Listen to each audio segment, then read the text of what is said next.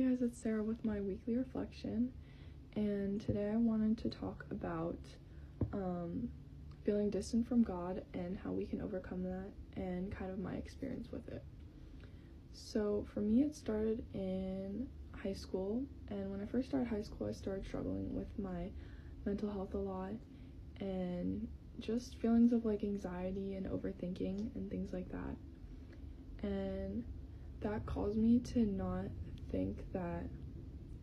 God loved me anymore, and I was kind of just feeling like I was unworthy of God's love because he's a perfect God and I was a sinner and I was having all these struggles, and I thought that God couldn't love me through that, and that caused me to be very distant from him and not turn to him in those times. But this kind of caused me to realize that kind of just keeping to yourself and not telling anyone about your problems or not having like a community who you can talk to is really not helpful for you, and it's not going to do anything for you if you just sit in your own problems by yourself and not try and get help. And so a verse that kind of helped me during this time was Psalms 18:6, and it says, "In my distress I called upon the Lord, to my God I cried for help, and from his temple he heard my voice, and my cry to him reached his ears." And this verse kind of just talks about how even in your like rough times, and even if you're going through something, you should still be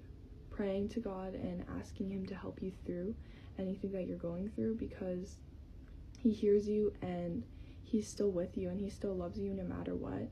And even if you don't think that, he always is near you, and